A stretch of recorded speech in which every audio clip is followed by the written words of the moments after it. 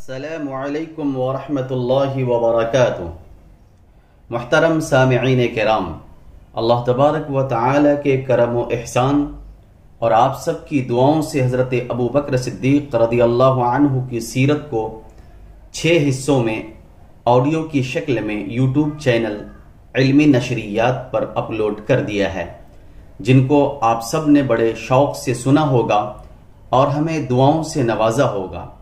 اسی طرح نبی کریم صلی اللہ علیہ وسلم کی سیرت کو بھی 40 حصوں میں علمی نشریات پر اپلوڈ کر دیا ہے۔ اب اللہ تبارک و تعالی کے فضل و کرم سے حضرت عمر فاروق رضی اللہ عنہ کی سیرت کو بھی کئی حصوں میں اپلوڈ کرنے جا رہے ہیں۔ جس کو آپ سن رہے ہیں یہ حضرت عمر فاروق رضی اللہ عنہ کی سیرت پر پہلا حصہ ہے اور پہلا پارٹ ہے، لہذا غور سے سنیں اور سیرت عمر فاروق رضی اللہ عنہ سے سبق حاصل کریں اور ہمیں دعاؤں سے نوازیں۔ محترم سامعین کرام، حضرت عمر فاروق رضی اللہ عنہ نسب و ولادت، آپ اشراف قریش میں تھے۔ زمانے جاہلیت میں آپ کے خاندان سے سفارت مخصوص و متعلق تھی، یعنی جب قریش کی کسی دوسرے قبیلے سے لڑائی ہوتی تھی تو آپ کے بزرگوں کو سفیر بنا کر بھیجا جاتا تھا، یا جب کوئی تفاخر نسب کے اظہار کی ضرورت پیش آتی تو اس کام کے لیے آپ ہی کے بزرگ آگے نکلتے تھے۔ آپ کا سلسلہ نسب اس طرح ہے: عمر بن خطاب بن نفیل بن عبد العزہ بن رباح بن عبداللہ بن زراح بن عدی بن کعب بن لوئی۔ کعب کے 2 بیٹے تھے، ایک عدی دوسرے مرہ۔ مرہ نبی اکرم صلی اللہ علیہ وسلم کے اجداد میں ہیں، یعنی 8ویں پشت میں عمر فاروق رضی اللہ عنہ کا سلسلہ نسب نبی کریم صلی اللہ علیہ وسلم کے سلسلہ نسب میں مل کر ایک ہو جاتا ہے۔ عمر فاروق رضی اللہ عنہ کی کنیت ابو حفص تھی۔ نبی اکرم صلی اللہ علیہ وسلم نے آپ کو فاروق کے لقب سے ملقب فرمایا تھا۔ آپ ہجرت نبوی صلی اللہ علیہ وسلم سے 40 سال پہلے پیدا ہوئے۔ لڑکپن میں اونٹوں کے چرانے کا شغل تھا۔ جوان ہونے کے بعد عرب کے دستور کے موافق نسب دانی، سپاہ گیری، شہ سواری اور پہلوانی کی تعلیم حاصل کی۔ عہد جاہلیت میں بھی اور مسلمان ہونے کے بعد بھی تجارت کا پیشہ کرتے تھے۔ بعض خصوصی فضائل سماعت فرمائیں۔ فاروق اعظم رضی اللہ عنہ اسلام لانے سے پیشتر بازار عکاظ میں، جہاں اہل فن کا سالانہ اجتماع ہوتا تھا اور بہت بڑا میلہ لگتا تھا، اکثر دنگل میں کشتی لڑا کرتے تھے اور ملک عرب کے نامی پہلوانوں میں سمجھے جاتے تھے۔ شہ سواری میں یہ کمال حاصل تھا کہ گھوڑے پر اچھل کر سوار ہوتے اور اس طرح جم کر بیٹھتے کہ بدن کو حرکت نہ ہوتی تھی۔ فتوح البلدان کی روایت کے موافق نبی اکرم صلی اللہ علیہ وسلم کی بعثت کے وقت قریش میں صرف 17 آدمی ایسے تھے جو لکھنا پڑھنا جانتے تھے۔ ان میں ایک عمر بن خطاب رضی اللہ عنہ بھی تھے۔ آپ 40 مسلمان مردوں اور 11 عورتوں کے بعد اسلام لائے۔ بقول بعض 39 مردوں اور 23 عورتوں کے بعد، اور بقول دیگر 45 مردوں اور 11 عورتوں کے بعد اسلام میں داخل ہوئے۔ آپ سابقین اور عشرہ مبشرہ میں سے ہیں۔ آپ نبی اکرم صلی اللہ علیہ وسلم کے خسر ہیں۔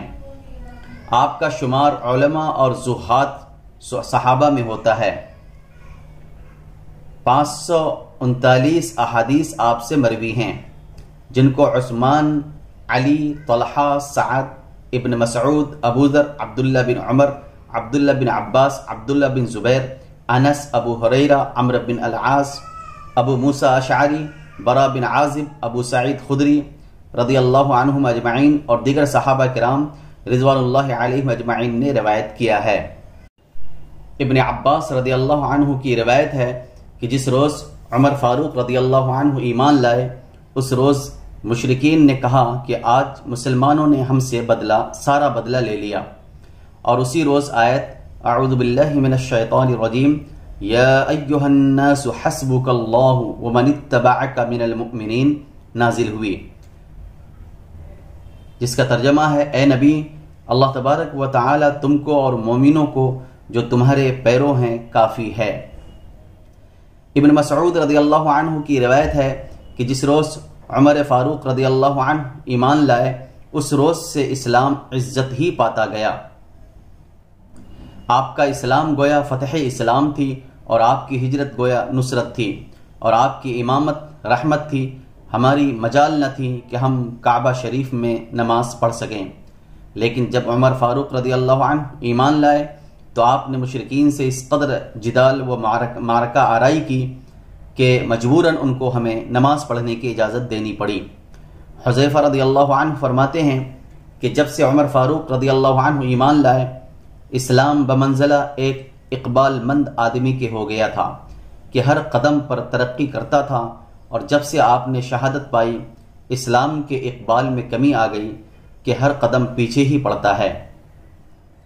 ابن سعد کہتے ہیں کہ جب سے عمر فاروق ایمان لائے اسلام ظاہر ہوا، ہم کعبے کے گرد بیٹھنے، طواف کرنے، مشرکین سے بدلہ لینے اور ان کو جواب دینے لگے۔ ابن عساکر نے علی رضی اللہ عنہ سے روایت کی ہے کہ ہر شخص نے خفیہ طور پر ہجرت کی ہے، لیکن جب عمر فاروق رضی اللہ عنہ نے ہجرت کا قصد کیا تو ایک ہاتھ میں برہنہ تلوار لی اور دوسرے ہاتھ میں تیر اور پشت پر کمان کو لگا کر خانہ کعبہ میں تشریف لائے، 7 مرتبہ طواف کیا اور 2 رکعتیں مقام ابراہیم کے پاس کھڑے ہو کر پڑھیں۔ پھر سرداران قریش کے حلقے میں تشریف لائے اور ایک ایک سے کہا کہ تمہارے منہ کالے ہوں، جو شخص اپنی ماں کو بے فرزند اور بیوی کو بیوہ کرنا چاہتا ہو وہ آ کر مجھ سے مقابل ہو۔ کسی کو جرأت نہ ہوئی کہ آپ کو روکتا۔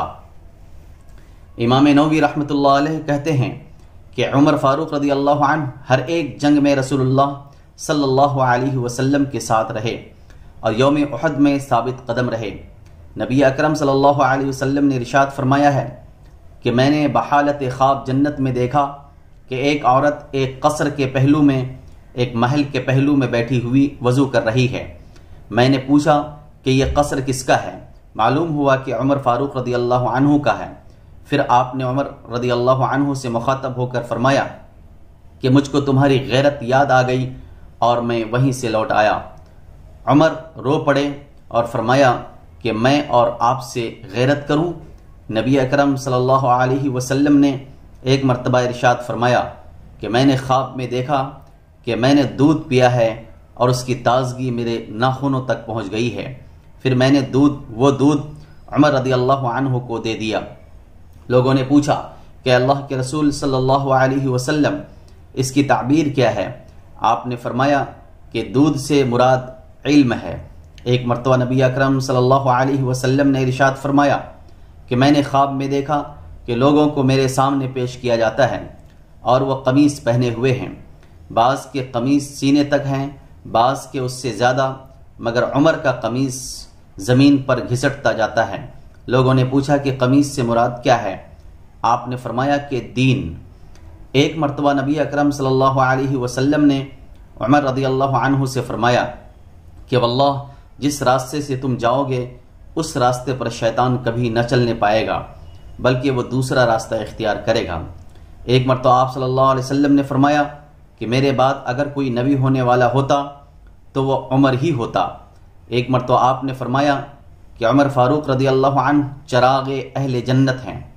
ایک مرتبہ نبی اکرم صلی اللہ علیہ وسلم نے فرمایا کہ جب تک عمر تمہارے درمیان رہے گا فتنوں کا دروازہ بند رہے گا۔ ایک مرتبہ آپ نے فرمایا کہ آسمان کا ہر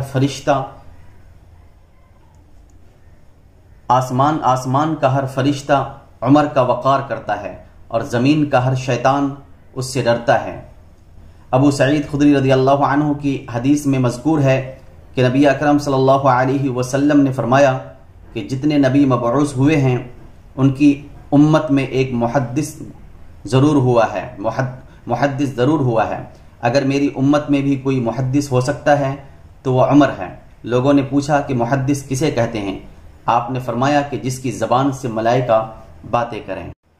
معزز سامعین کرام، ابو بکر صدیق رضی اللہ عنہ نے فرمایا کہ روئے زمین پر کوئی شخص عمر سے زیادہ مجھ کو عزیز نہیں۔ علی کرم اللہ وجہہ کا قول ہے کہ نبی اکرم صلی اللہ علیہ وسلم کے بعد ہم نے عمر کو سب سے زیادہ ذہین پایا۔ ابن مسعود رضی اللہ عنہ کہتے ہیں کہ اگر دنیا بھر کا علم ترازو کے ایک پلڑے میں اور عمر کا علم دوسرے پلڑے میں رکھ کر تولا جائے تو عمر کا پلڑا بھاری رہے گا۔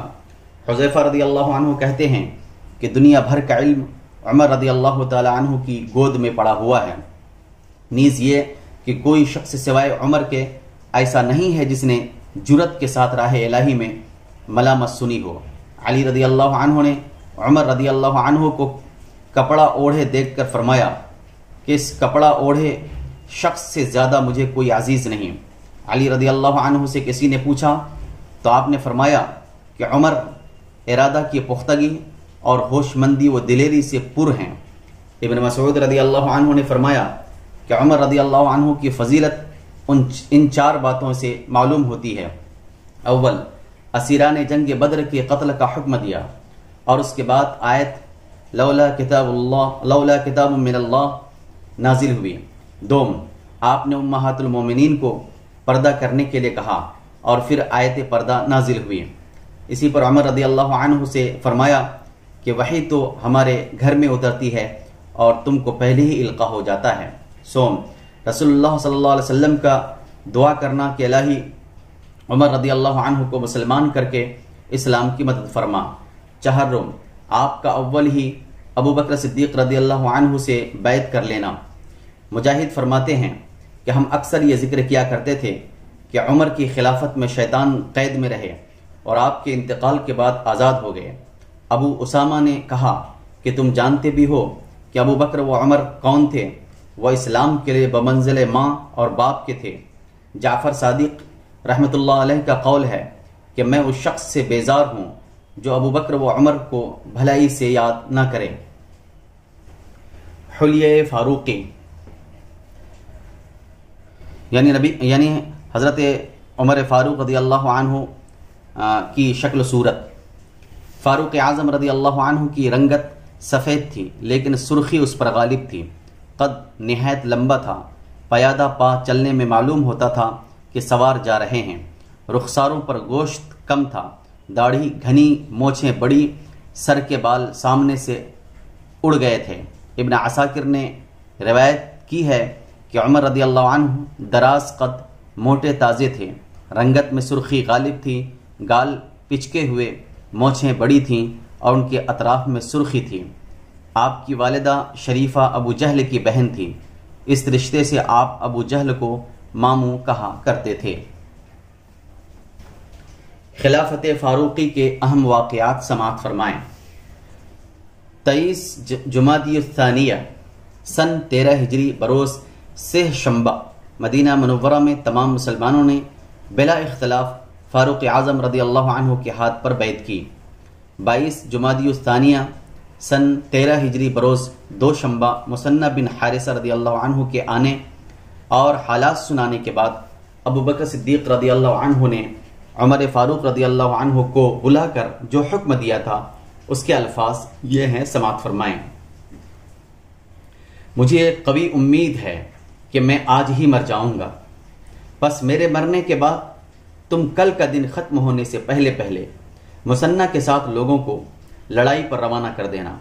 تم کو کوئی مصیبت تمہارے دینی کام اور حکم الہی سے غافل نہ کرنے پائے۔ تم نے دیکھا ہے کہ میں نے نبی اکرم صلی اللہ علیہ وسلم کی وفات کے بعد کیا کیا تھا، حالانکہ یہی سب سے بڑی مصیبت تھی۔ جب اہل شام پر فتح حاصل ہو جائے تو اہل عراق کو عراق کی طرف واپس بھیج دینا، کیونکہ اہل عراق ہی کے کاموں کو خوب سر انجام دے سکتے ہیں اور عراق ہی میں ان کا دل خوب کھلا ہوا ہے۔ ان الفاظ سے ایک یہ حقیقت بھی خوب سمجھ میں آ جاتی ہے کہ ابو بکر صدیق رضی اللہ عنہ نے وفات نبوی کے بعد جو کچھ کیا دینی کام اور دینی مقصد کو مقدم سمجھ کر کیا۔ مرتے وقت بھی ان کو دینی کاموں ہی کی فکر تھی۔ اپنی اولاد و ازواج کے حق میں کوئی وصیت نہیں فرمائی۔ فاروق اعظم رضی اللہ عنہ نے بیعت خلافت لینے کے بعد لوگوں کو جہاد کی ترغیب دی، مہاجرین و انصار کو خاص طور پر مخاطب کر کے جہاد فی سبیل اللہ کے لیے پکارا، مگر مجمع نے جوش اور آمادگی کا اظہار نہ کیا۔ 3 دن تک فاروق اعظم نے لوگوں کو جمع کر کے جہاد کا واعظ سنایا، مگر لوگوں کی طرف سے خاموشی رہی۔ چوتھے روز ابو عبیدہ بن مسعود ثقفی رضی اللہ عنہ نے جہاد عراق کے لیے اپنی آمادگی ظاہر کی۔ ان کے بعد سعد بن عبید انصاری رضی اللہ عنہ کھڑے ہوئے، پھر سلیت بن قیس رضی اللہ عنہ، اور اسی طرح بہت سے لوگ یکے بعد دیگرے آمادہ ہو گئے اور ایک لشکر عراق کے لیے تیار ہو گیا۔ عمر فاروق رضی اللہ عنہ نے ابو عبیدہ بن مسعود رضی اللہ عنہ ہی کو، جو سب سے پہلے آمادہ ہوئے تھے، اس لشکر کا سردار بنا کر مثنى بن حارثہ رضی اللہ عنہ کے ہمراہ عراق کی جانب روانہ کیا۔ 3 دن تک لوگوں کا خاموش رہنا مؤرخین کو خاص طور پر محسوس ہوا ہے، اور انہوں نے اس کا سبب یہ بیان کیا ہے کہ عمر فاروق رضی اللہ عنہ نے پہلے ہی دن چونکہ خالد بن ولید رضی اللہ عنہ کی معزولی کا فرمان لکھ کر شام کے ملک کی طرف بھیجا تھا، لہٰذا لوگ ان سے ناخوش ہو گئے تھے اور اسی لیے ان کے آمادہ کرنے سے آمادہ نہیں ہوئے تھے، مگر یہ خیال سراسر غلط اور نادرست ہے۔ فاروق اعظم کے فرمان کی کسی نے بھی مدینے میں ایسی مخالفت نہیں کی کہ اس کا حال عام لوگوں کو معلوم ہوا ہو۔ اگر واقعی فاروق اعظم سے لوگ مدینے میں پہلے ہی دن ناخوش ہو گئے تھے تو یہ کوئی معمولی واقعہ نہ تھا، اس کا ذکر خاص الخاص طور پر مورخین کو لکھنا پڑتا، اور اسی ناراضی کے دور ہونے کے اسباب بھی بیان کرنے ضروری تھے۔ یہ ایک ایسا غلط خیال ہے کہ اصحاب نبوی کی شان میں بہت بڑی گستاخی لازم آتی ہے۔ وہ لوگ ایسے نہ تھے کہ کسی اختلاف رائے کی بنا پر ترغیب جہاد کی تحقیر کرتے، بات صرف یہ تھی کہ جہاد کے لیے سب تیار تھے، مگر ذمہ داری لینے یا بیڑا اٹھانے میں متعمل اور ایک دوسرے کے منتظر تھے۔ ان میں ہر شخص یہ سمجھتا تھا کہ مجھ سے زیادہ بزرگ اور مجھ سے زیادہ قابل عزت لوگ موجود ہیں، وہ جواب دیں گے۔ اسی طرح ہر ایک شخص دوسرے کا منتظر تھا۔ بعض اوقات اس قسم کے گرہ بڑے بڑے مجموعوں میں لگ جایا کرتی ہے، اور ہم اپنے زمانے میں بھی اس قسم کی مثالیں دیکھتے رہتے ہیں۔ یہ انسانی فطرت کا خاصہ معلوم ہوتا ہے، اسی لیے اعمال نیک اور خیرات و صدقات کے متعلق ایک طرف سے بچنے کے لیے چھپانے کی ترغیب ہے تو دوسری طرف اعلانیہ بھی ان نیک کاموں کے کرنے کا حکم ہے، تاکہ دوسروں کو تحریص و جرأت ہو اور خاموشی کی کوئی گرہ نہ لگنے پائے۔ فاروق اعظم نے اگر اپنی خلافت کے پہلے ہی دن خالد بن ولید کی معزولی کا حکم لکھا تھا تو جہاد کی ترغیب تو انہوں نے بیعت خلافت لینے کے بعد ہی پہلی تقریر اور پہلی ہی مجلس میں دی تھی۔ اس تقریر اور اس ترغیب کے بعد ہی انہوں نے خالد رضی اللہ عنہ کی معزولی کا فرمان لکھوایا ہوگا۔ پس سوال پیدا ہوتا ہے کہ اس پہلی ترغیب کا جواب مجمع کی طرف سے کیوں نہ ملا؟ بات یہ ہے کہ بعض اوقات کوئی استاد اپنے شاگردوں کو مدرسے کے کمرے میں حکم دیتا ہے کہ تختہ سیاہ کو کپڑے سے صاف کر دو یا نقشے کو لپیٹ دو، مگر اس کے اس حکم کی کوئی طالب علم تعمیل نہیں کرتا۔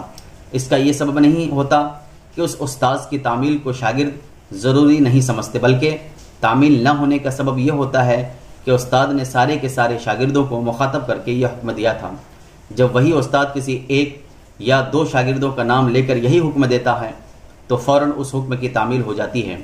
بہرحال لوگوں کے مجمع کا 3 دن تک خاموش رہنا خواہ کسی سبب سے ہو، مگر یہ سبب تو ہرگز نہ تھا کہ وہ خالد بن ولید کی معزولی کے حکم سے ناراض تھے، کیونکہ خود مدینہ منورہ میں انصار کی ایک بڑی جماعت ایسی موجود تھی جو خالد بن ولید کو مالک بن نویرہ کے معاملے میں قابل مواخذہ یقین کرتی تھی۔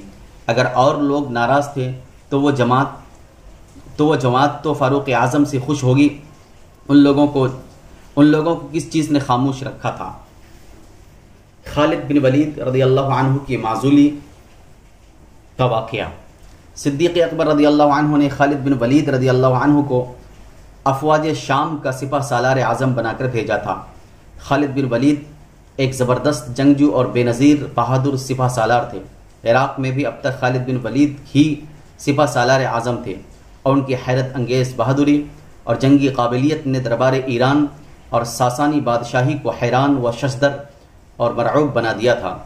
رومی سلطنت کو بھی ابتدا ہی میں اسی طرح مرعوب بنانے اور ایک زبردست ٹکر لگانے کی ضرورت تھی، لہذا صدیق اکبر نے سیف اللہ یعنی خالد بن ولید کو شام کی طرف سپہ سالار اعظم بنا کر بھیجا، اور ان کا اندازہ نہایت صحیح ثابت ہوا، کیونکہ خالد بن ولید نے شام میں پہنچ کر یرموک کے میدان میں ایسی زبردست ٹکر لگائی کہ رومی بادشاہی کی کمر ٹوٹ گئی اور قیصر روم کے روب و سطوت میں زلزلہ برپا ہو گیا۔ ان ابتدائی لڑائیوں کے بعد لشکر اسلام کے قبضے میں ایران و روم کے آباد و سرسبز صوبے آنے والے تھے، اور دونوں بادشاہتوں کی باقاعدہ افواج سے معرکہ آرائی و میدان داری شروع ہونے والی تھی، لہذا اب ضرورت تھی کہ اسلامی افواج نہ صرف ایک فتح مند و ملک گیر سالار کے زیر حکم کام کریں، بلکہ ایک مدبر و ملک دار افسر کی ماتحتی میں مصروف کار ہوں۔ فاروق اعظم رضی اللہ عنہ خالد بن ولید رضی اللہ عنہ کی جنگی قابلیت کے منکر نہ تھے، بلکہ وہ خالد بن ولید کو کسی قدر غیر محتاط اور مشہور شخص سمجھتے تھے۔ ان کو شروع ہی سے یہ اندیشہ تھا کہ خالد بن ولید کی بے احتیاطی کہیں مسلمانوں کی کسی جمعیت کو ہلاکت میں نہ ڈال دے۔ صدیق اکبر بھی اس احساس میں فاروق اعظم کے مخالف نہ تھے، لیکن وہ عراق اور شام کی ابتدائی معرکوں میں خالد بن ولید کو ہی سب سے زیادہ موزوں اور مناسب سمجھتے تھے۔ وہ خالد بن ولید کی سرداری کے نقائص کو خوبیوں کے مقابلے میں کم تر پاتے تھے، اور اسی لیے انہوں نے دنیا کی دونوں سب سے بڑی طاقتوں روم اور ایران کو سیف اللہ یعنی خالد بن ولید کی تابانی دکھانی ضروری سمجھی۔ یہ مدعا چونکہ حاصل ہو چکا تھا، لہذا اب ضرورت نہ تھی کہ خالد بن ولید ہی سپہ سالار اعظم رہیں۔ اس موقع پر ان الفاظ کو ایک مرتبہ پھر پڑھیے، پھر سنیے، جو صدیق اکبر نے فاروق اعظم کو اپنے آخری وقت میں لشکر عراق کی نسبت فرمائے تھے، اور جو اس سے پہلے بیان ہو چکا ہے۔ فاروق اعظم رضی اللہ عنہ ہمیشہ فرمایا کرتے تھے کہ اللہ تبارک و تعالی ابو بکر صدیق رضی اللہ عنہ پر رحم کرے کہ انہوں نے خالد بن ولید کی امارت کی پردہ پوشی کر دی، کیونکہ انہوں نے مجھ کو خالد کے ہمراہیوں کی نسبت اپنے آخری وقت میں حکم دیا کہ عراق کی جانب واپس بھیج دینا، لیکن خالد رضی اللہ عنہ کا کچھ ذکر نہیں کیا۔ اس سے صاف ظاہر ہے کہ عمر فاروق رضی اللہ عنہ نے جو خالد بن ولید کی معزولی کا حکم دیا وہ منشائے صدیقی کے خلاف نہ تھا، اور یہ بھی کیسے ہو سکتا ہے کہ فاروق اعظم خلیفہ ہوتے ہی سب سے پہلا کام وہ کرتے جو صدیق اکبر کی منشا اور خواہش کے بالکل خلاف ہوتا۔ فاروق اعظم کی خلافت کا حال شروع کرتے ہوئے عام طور پر مورخین اس بات کو بھی بھول جاتے ہیں کہ صدیق اکبر نے فاروق اعظم کو لشکر اسامہ سے اس لیے جدا کر کے اپنے پاس رکھا تھا کہ امور خلافت میں ان کے مشورے سے امداد حاصل کریں، اور خلافت صدیقی کے پورے زمانے میں آخری وقت تک فاروق اعظم ہی صدیق اکبر کے وزیر و مشیر رہے۔ صدیق اکبر کا کوئی کام ایسا نہ تھا جس میں فاروق اعظم سے استخراج و استصواب نہ کر لیا گیا ہو۔ دنیا میں بہت سے لوگ ظاہر بھی ہوا کرتے ہیں، اور وہ اپنی کوتاہ فہمی کی وجہ سے بڑے بڑے آدمیوں سے ایسی باتوں کو منسوب کر دینے میں ذرا بھی تعامل نہیں کیا کرتے جن کو ان بڑے آدمیوں سے کوئی بھی تعلق نہ ہوتا۔ فاروق اعظم رضی اللہ عنہ نے خالد بن ولید کی بعض بے احتیاطیوں پر ضرور اظہار ناراضگی کیا، لیکن یہ اظہار ناراضگی بس وہیں تک تھا جہاں تک شریعت اور ان کے تعلق و اجتہاد کا تعلق تھا، جہاں تک شریعت اور ان کی تحقیق و اجتہاد کا تعلق تھا۔ اس اظہار ناراضگی کو عداوت و عناد کا درجہ حاصل نہیں ہو سکتا تھا، نہ ہوا۔ وہ فاروق اعظم رضی اللہ عنہ جو اسیران بدر کی نسبت یہ آزادانہ حکم دے کہ جو جس کا عزیز و رشتہ دار ہے وہ اسی کے ہاتھ سے قتل کیا جائے، اس کی نسبت یہ رائے قائم کرنی کہ ان کو خالد سے کوئی قد یا ذاتی عداوت تھی، سراسر ظلم اور نہایت ہی رقیق وہ بےہودہ خیال ہے۔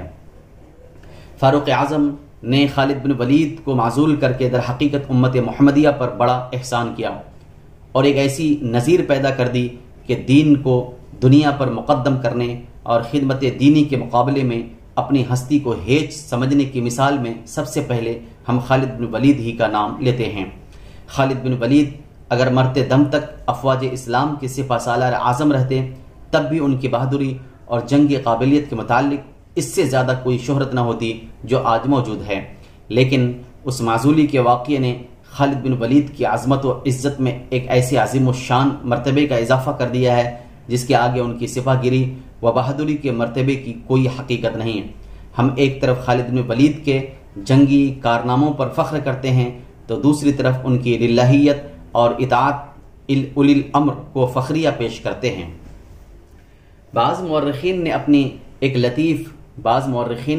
اپنی ایک یہ لطیف رائے بھی بیان کی ہے کہ خالد بن ولید کو چونکہ ہر ایک معرکے میں فتح و فیروزی حاصل ہوتی رہی تھی، لہٰذا لوگوں کے دلوں میں خیال پیدا ہو سکتا تھا کہ تمام فتوحات خالد بن ولید کی سپہ سالاری کے سبب سے مسلمانوں کو حاصل ہوئی۔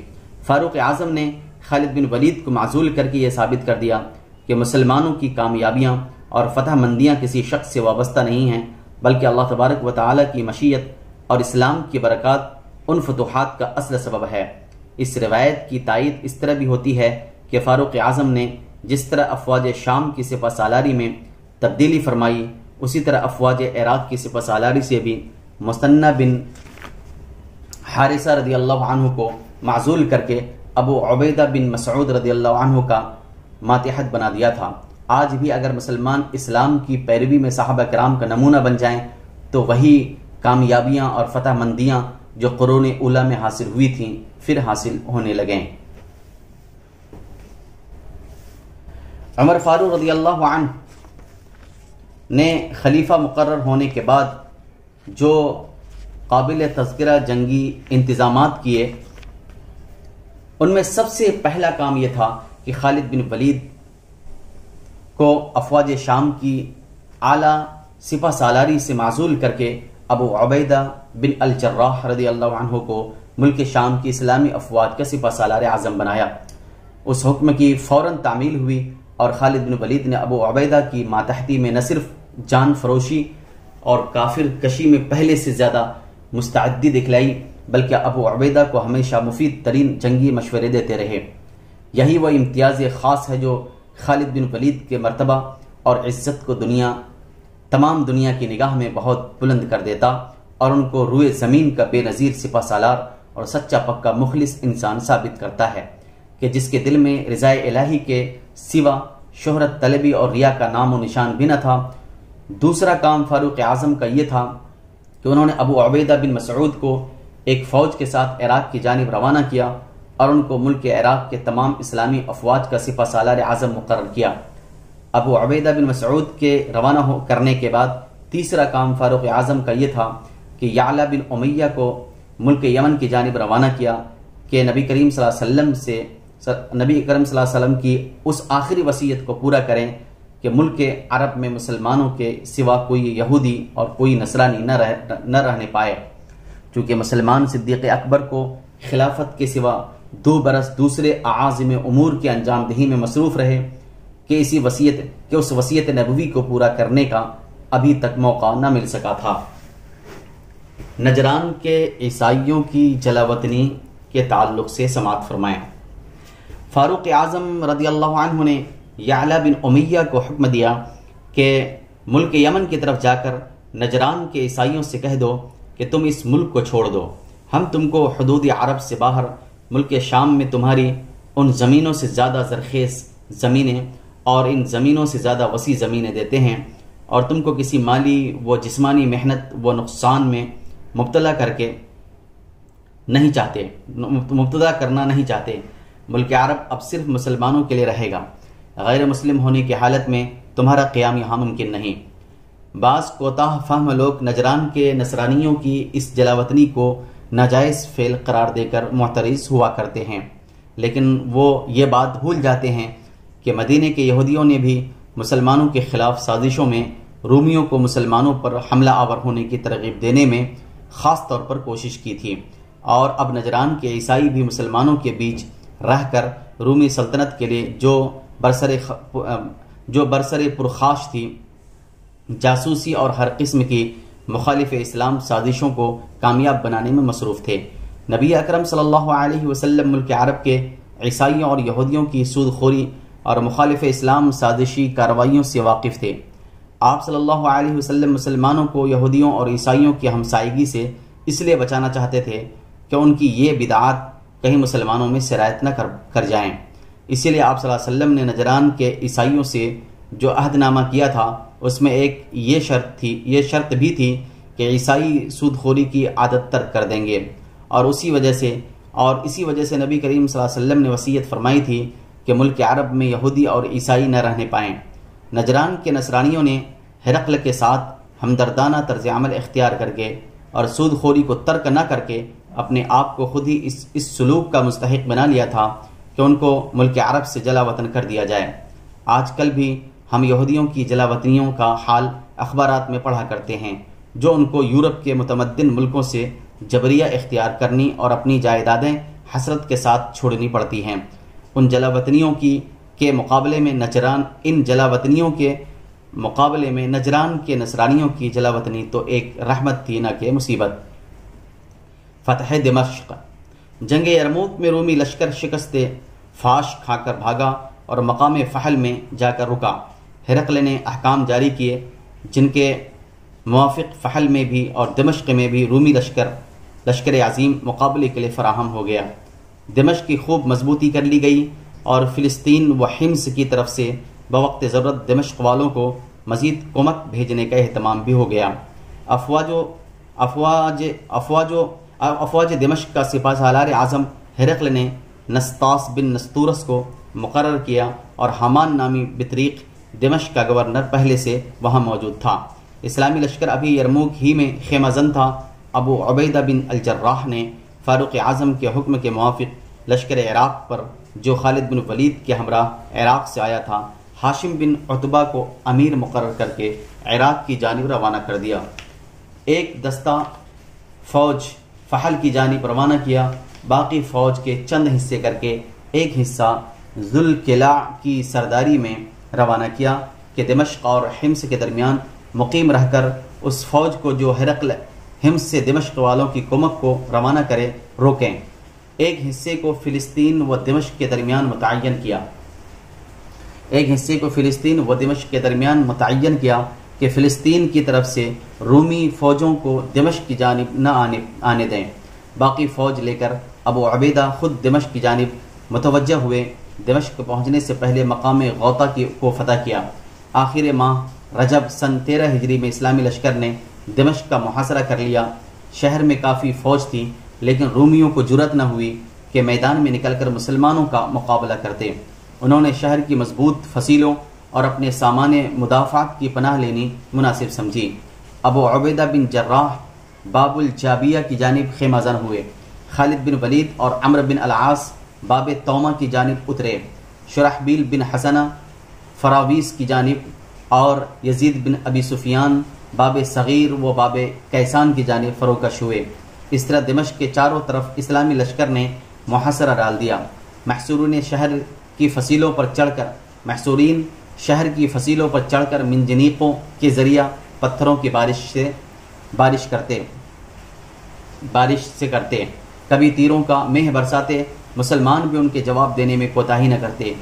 اس طرح یہ محاصرہ ماہ رجب سن 13 ہجری سے 16 محرم الحرام سن 14 ہجری تک 6 مہینے جاری رہا۔ ہرقل نے حمص سے دمشق والوں کو کمک کے لیے جو فوجیں روانہ کی، ان کو ذوالقلاع نے دمشق تک پہنچنے نہ دیا، کیونکہ وہ اسی غرض کے لیے دمشق و حمص کے درمیان مقیم تھے۔ جب 6 مہینے گزر گئے تو دمشق والے ہرقل کی امداد سے مایوس ہو گئے اور ان میں مقابلہ کرنے کا جوش کم ہونے لگا۔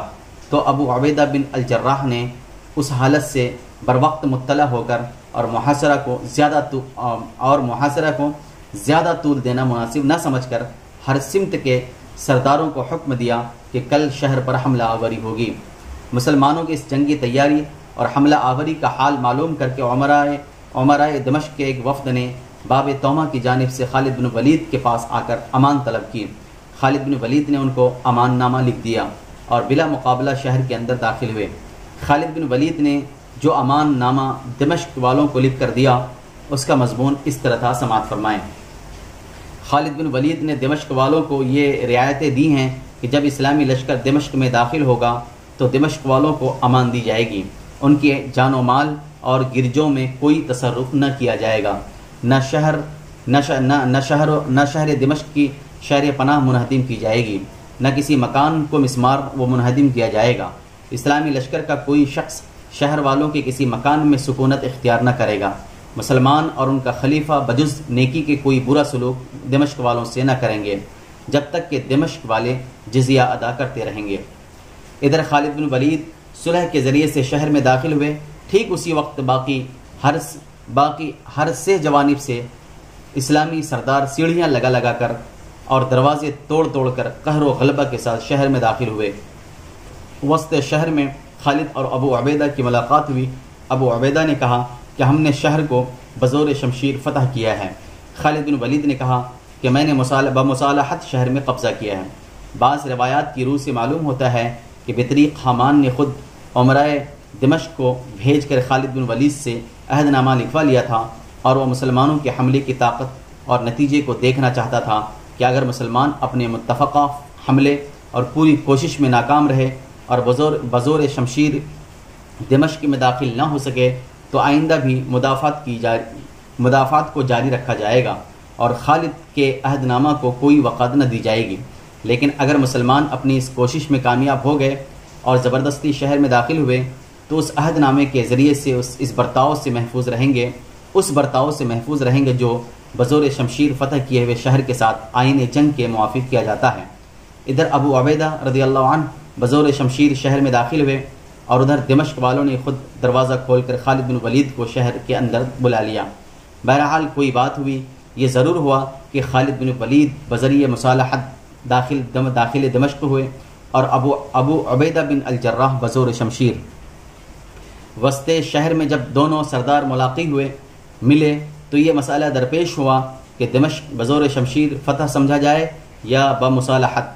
بعض شخصوں نے کہا کہ خالد بن ولید چونکہ افواج اسلامی کے سپہ سالار اعظم نہ تھے لہذا ان کا عہد نامہ جائز نہیں سمجھا جائے گا، ایسا عہد نامہ صرف ابو عبیدہ لکھ سکتے تھے۔ ابو عبیدہ نے فرمایا کہ نہیں، مسلمانوں کا کوئی ایک معمولی سپاہی بھی جو عہد و اقرار کر لے گا وہ تمام مسلمانوں کو تسلیم کرنا پڑے گا، لہذا خالد بن ولید کا عہد نامہ جائز سمجھا جائے گا۔ اس پر یہ رائے پیش کی گئی کہ وسط شہر سے باب تومہ تک نصف شہر بذریعہ مصالحت سمجھا جائے گا اور باقی نصف شہر بذریعہ شمشیر مسخر تصور کیا جائے، لیکن ابو عبیدہ نے اس کو بھی پسند نہ فرمایا اور تمام شہر خالد بن ولید کے عہد نامے کے موافق بمصالحت مفتوح سمجھا گیا اور ان تمام باتوں پر سختی سے عمل درآمد کیا گیا جن کی نسبت خالد بن ولید نے اپنے عہد نامے میں تصریح فرما دی تھی۔ ابن خلدون کی روایت کے موافق خالد بن ولید رضی اللہ عنہ بزور شمشیر باب تومہ کی طرف سے داخل ہوئے تو شہر والوں نے باقی دروازوں کے سامنے والے سرداروں سے مصالحت کر کے ان کو فوراً بمصالحت شہر میں داخل کیا۔ بہرحال مسلمانوں نے دمشق والوں کے ساتھ مصالحانہ سلوک کیا اور شہر والوں کو کوئی آزار نہیں پہنچایا۔ ابو عبیدہ بن الجراح رضی اللہ عنہ نے یزید بن ابی سفیان رضی اللہ عنہ کو دمشق کا عامل مقرر کیا اور رومی سرداروں نیز سپاہیوں کو دمشق سے نکل کر جہاں ان کا جی چاہا چلے جانے دیا۔